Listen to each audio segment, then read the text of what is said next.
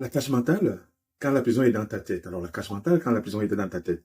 La prison la plus dangereuse, c'est celle-là que tu construis chaque jour, chaque semaine, chaque mois, depuis très longtemps maintenant, n'est-ce pas, avec tes propres pensées. Je vais t'expliquer. Alors, cette prison est devenue finalement grande, et il y a beaucoup de barreaux. Alors, tu la renforces tous les jours pour que, n'est-ce pas, tu ne peux plus sortir de la prison.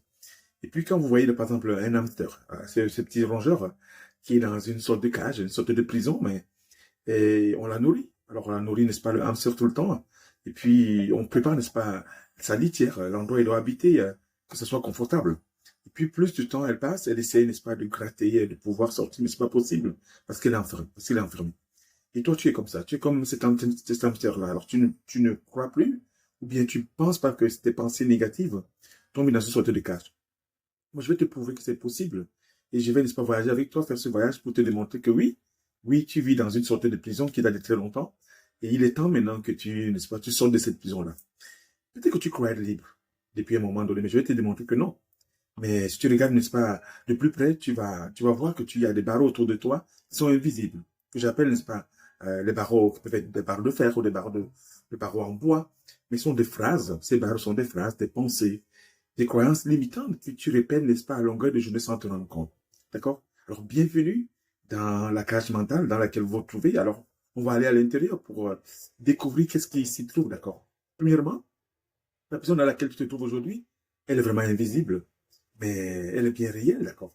Parce que la cage mentale, tu vas jamais le voir. C'est pas, elle ne fait pas de bruit, elle est tranquille.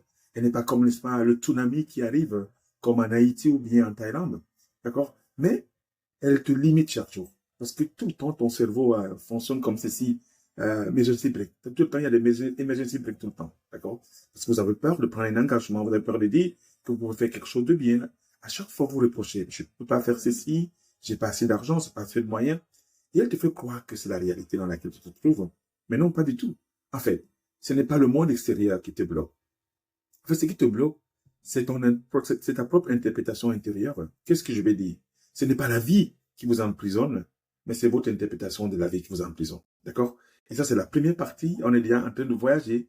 N'est-ce pas? On est déjà dans cette cage-là. Alors, notez-le, c'est très important. Mais je vais te faire une autre confidence qui est aussi tellement importante. Vous savez, les barreaux de la cage, ce sont en fait les croyances qui sont limitantes. Les phrases, on a l'air souvent, on a des phrases qui reviennent à notre tête, on se dit, bon, elles sont anodines, mais non. Elles ont une force de programmation mentale qui est là et qui, c'est comme vous programmez, n'est-ce pas, quelque chose, elles n'arrêtent jamais de venir. Elles partent, elles reviennent à chaque situation, à chaque problème qu'on vit, d'accord? Cette programmation, elle est là, elle réapparaît, on la vit et on la touche même parfois du doigt. Comme par exemple, je suis pas assez bien. Je suis pas assez bien. Tu repousses tout le temps les opportunités. Parce que tu dis, je suis pas assez bien. À chaque fois qu'on te donne une chance pour pouvoir faire quelque chose, je suis pas assez bien. Alors, tu acceptes moins que, voilà, ce que tu mérites. Alors, tu t'auto-sabotes constamment parce que tu dis, je suis pas capable, mais donner ça aux autres. Je suis pas assez bien. Alors, la deuxième chose qui revient très souvent dans votre tête, c'est, je n'ai pas assez d'argent, alors je ne peux pas. Donc, je ne peux pas. J'ai pas assez d'argent, alors je ne peux pas. Mais c'est faux. Cette phrase, voilà, t'empêche d'imaginer, de créer. Je dis, et puis, ça devient finalement un diktat, n'est-ce pas? Tu manques tous les jours. Oh, j'ai pas l'argent, je ne peux pas. Mais non. Les grands hommes, les personnalités qui ont réalisé énormément beaucoup de choses, c'est pas là qui sont d'argent. Ils n'ont pas dit, je n'ai pas d'argent. Ils avaient des idées, et ce sont les idées qui transforment le monde. C'est pas l'argent après, l'argent vient après, d'accord? Et la troisième chose que je vais te dire, qui revient très souvent, c'est que je dois, voilà, je dois être parfait avant de commencer. Mais non, personne n'est parfait. Je ne le suis pas. Alors, tu commences jamais. Pourtant, je ne suis pas parfait. Il faut que je devienne parfait. Tu es dans une sorte de boucle, là, n'est-ce pas, dans cette préparation. Alors que le perfectionnisme est une excuse élégante, alors qu'on sait vraiment utiliser pour essayer, n'est-ce pas, de noyer ses échecs et d'avoir peur d'échouer. Mais si on n'échoue pas, voilà, on ne peut pas réussir. Tous les hommes, voilà, politiques, scientifiques, étudiants, je veux dire, les hommes d'affaires, les business people, tout le monde a échoué. C'est à partir de l'échec qu'on apprend. Si on ne échoue pas, voilà, on ne peut jamais rien apprendre. Mais je vais faire un exercice avec toi, d'accord? Très simple. Alors, je vais faire des choses simples. Là où tu es assis maintenant, pendant que tu m'écoutes, hein, ferme tes yeux. Et je vais te poser une question. Quelle est la phrase, ou bien quelles sont les phrases qui tournent, n'est-ce pas, dans ta tête, en boucle? en ce moment-ci, en ce moment, en ce timing-là. Qu'est-ce qui tourne dans ta tête? Ferme tes yeux. Quel genre de phrases qui reviennent très souvent? Qui sont des phrases négatives, des croyances limitantes, des pensées vraiment qui circulent. Note ces pensées-là. Et quelles sont ces phrases-là qui dirigent, n'est-ce pas, ta vie sans ton autorisation, n'est-ce pas, consciente ou bien consentante? Quelles sont ces phrases-là qui dirigent ta vie? Note-les, d'accord? Et fais des exercices chaque fois, je dirais même chaque semaine, parce que ça, c'est un exercice qui est très important pour toi. Ces pensées ne sont pas réelles. Toutes ces pensées qui vont venir dans ta tête ne sont pas réelles, mais elles ont un pouvoir réel sur toi. Ces croyances-là, alors, ne sont pas des vérités absolues. Alors, mais parce que tu crois qu'elles sont finalement devenues pour toi des vérités absolues. Ce ne sont pas des interprétations, des constructions, parfois qui sont héritées, voilà. Je vais dire ce sont des interprétations, je vais dire ce sont des interprétations, des constructions, parfois héritées depuis ton passé, ton enfance, ton éducation, et même parfois aussi de ton échec. J'irai même encore plus loin. Du traumatisme que tu as vécu par rapport, n'est-ce pas, je vais dire, aux multitudes, voilà, choses de la vie qui ont été peut-être pas du tout faciles. Mais, je vais te dire une chose. Mais ce que tu crois devient finalement ton plafond. À force de croire à cette vérité qui ne sont pas absolues, d'accord? C'est devenu finalement ton plafond de tous les jours. Alors, tu peux avoir du potentiel, de l'envie, des ressources, mais si la cage qui est dans ta tête, là, est solide, elle restera figée toute. D'accord? Et beaucoup de gens avec qui je parle, beaucoup de gens que vous allez rencontrer vivent comme ça. Ils vivent dans une sorte de cage qui date depuis très longtemps. Ils ne veulent pas quitter la cage. Ils aiment, ils mettent la peinture chaque semaine, chaque mois, chaque jour. Ils la renforcent parce qu'ils se disent, ah mais je suis confortable là-dedans. Mais pas du tout. Et je vais te répéter de nouveau ce que je viens de dire. Mais ce que tu crois devient finalement ton plafond. Et comment casser ce plafond? Comment sortir, n'est-ce pas, de ce plafond-là qui t'a mis dans une sorte de carcan? Parce que la bonne nouvelle, c'est que tu peux briser cette cage. Personne d'autre ne peut le faire. Tu es la seule personne qui peut la briser. Prends le temps, pendant que je parle, et prends des notes, prends un temps de silence. Pose-toi la question, quel genre de pensée négative vient tout le temps dans ma tête? Pourquoi elles sont là? Pourquoi je les valorise? Pourquoi c'est devenu finalement l'absolu pour moi? Hein? Non, personne d'autre peut le briser. Tu es la seule personne qui peut le faire. Et pour le briser, la première étape, c'est il faut identifier tous ces barreaux-là. Ils sont noirs, jaunes, rouges. Ça vient de ton éducation, de tes pensées, de ton passé, voilà, à l'école, d'un traumatisme. Il faut les identifier. La deuxième étape, il faut remettre en question toutes ces pensées. Ça veut dire quoi? Il faut se poser la question de savoir, mais pourquoi je les laisse me dominer, me contrôler? Pourquoi je leur donne autant de pouvoir? Pourquoi je les laisse m'emprisonner, de m'enquister au point où je ne peux jamais rien faire?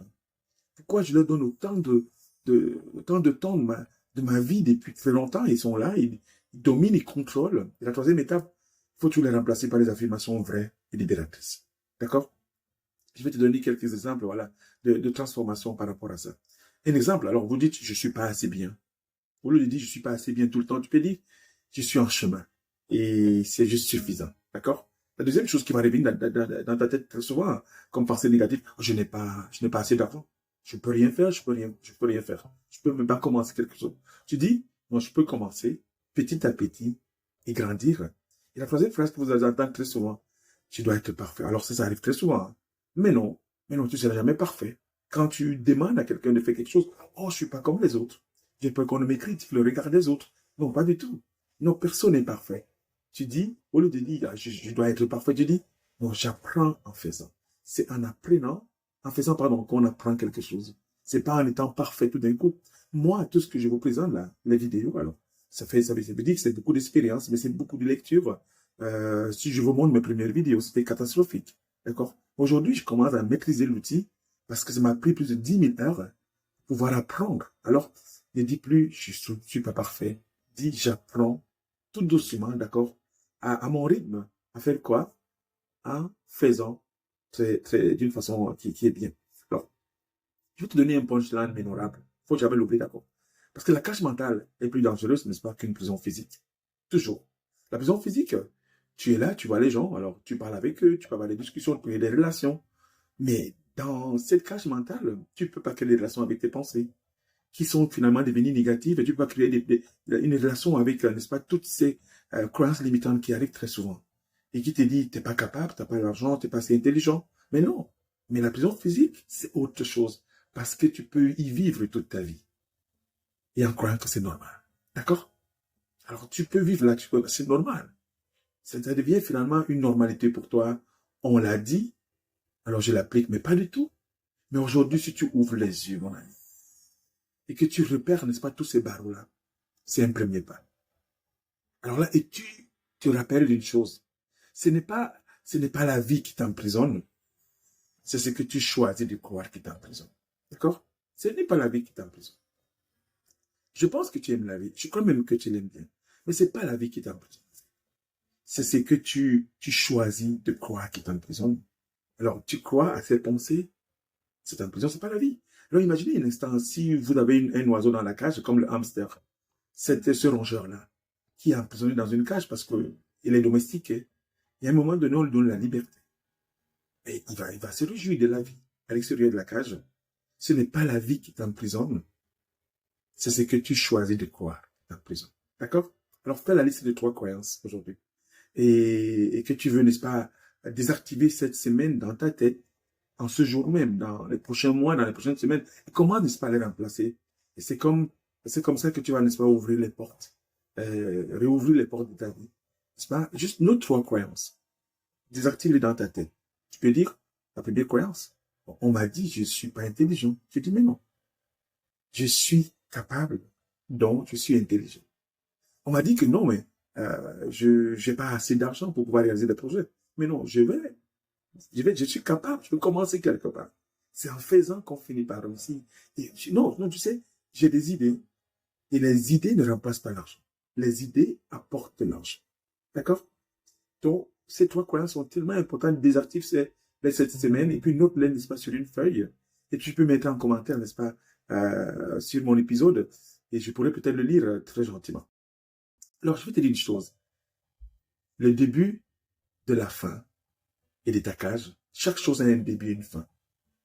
D'accord? Tu peux décider aujourd'hui de sortir de cette cage-là, de cette pensée, de tout ce que tu as enquisté en toi depuis très longtemps. D'accord? Je dis, c'est fini même. Je ne donne plus, n'est-ce pas, à mon corps, à mes pensées, à ma tête, la possibilité de croire que ce sont des vérités absolues. Mais non. Alors, tu veux savoir la vérité, vraiment? Est-ce que tu veux vraiment savoir la vérité? La roue ne va jamais s'arrêter toute seule. Et le geôlier, n'est-ce pas, qui est dans ta tête ne va jamais démissionner gentiment. Pourquoi? Parce que les deux choses-là, ils aiment la passivité. Ils sont des collaborateurs. Ils se nourrissent de ton silence. Ils mettent des peurs, ils se nourrissent de ta peur. Ils te vendent la peur. Et il te dit, mais non, je verrai plus tard. Tout est toujours envoyé à plus tard. Tout dans ta vie, non, à plus tard. Chaque fois qu'on te demande de faire quelque chose, de parler en public, de faire de la cuisine, de faire une course, de créer une entreprise, non, plus tard. Parce que ils sont tellement inquiétants en toi au point où ils te laissent même plus la liberté de dire quelque chose. Tu as peur. Tu as peur de ces choses. Alors, tu sais quoi? Si tu as la roue, si tu as vu la roue de ta vie, tu as reconnu la cage, tu as démasqué les geôliers et surtout, tu as compris que la clé est en toi. C'est toi qui es la clé. C'est personne d'autre qui va venir, n'est-ce pas, régler tous tes différends, tous tes problèmes qui sont enquistés, n'est-ce pas, dans ta tête depuis très longtemps. C'est toi. Tu es la seule personne qui puisse le faire. Alors, il faut que tu le fasses. D'accord? Parce que la liberté, j'ai appris dans ma vie, ne se demande pas. Elle se prend. Elle s'arrache. D'accord? Et tout commence par un choix. Un choix parfois qui peut être difficile, mais bien pour le futur. Désobéir à ce qui t'a gardé, n'est-ce pas, enfermé depuis très longtemps. Et jusque-là. Alors, cet épisode-là t'a parlé. Ou bien t'as bousculé, c'est normal, t'as éclairé, même t'as piqué. Alors ne t'arrête pas. Ne t'arrête pas là, s'il te plaît, d'accord? Ne t'arrête pas là.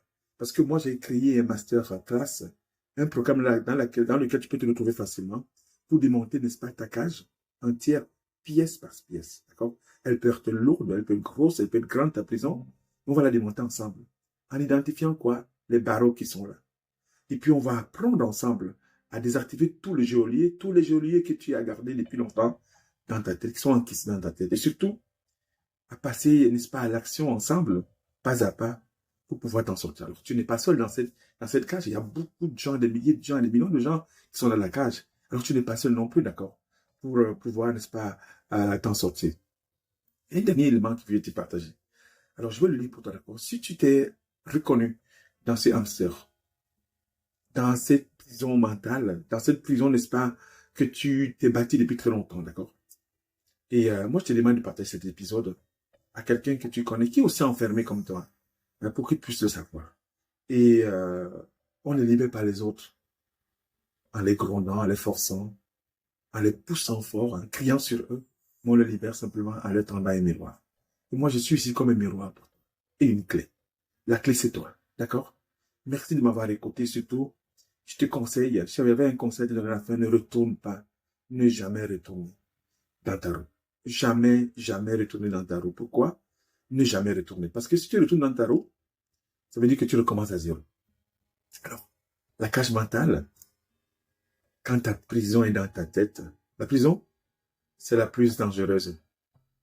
C'est celle que tu construis chaque jour, chaque semaine, chaque mois, chaque année.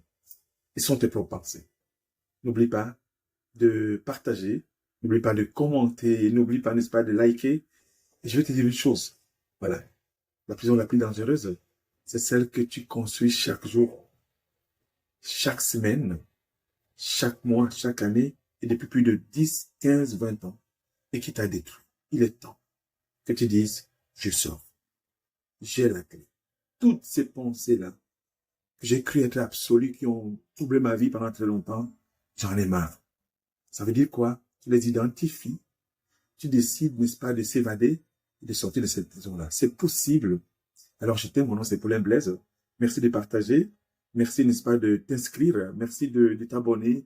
Et merci en même temps, n'est-ce pas, de liker, de commenter. Et mettre tes comptes en commentaire. Et à très bientôt. Ciao.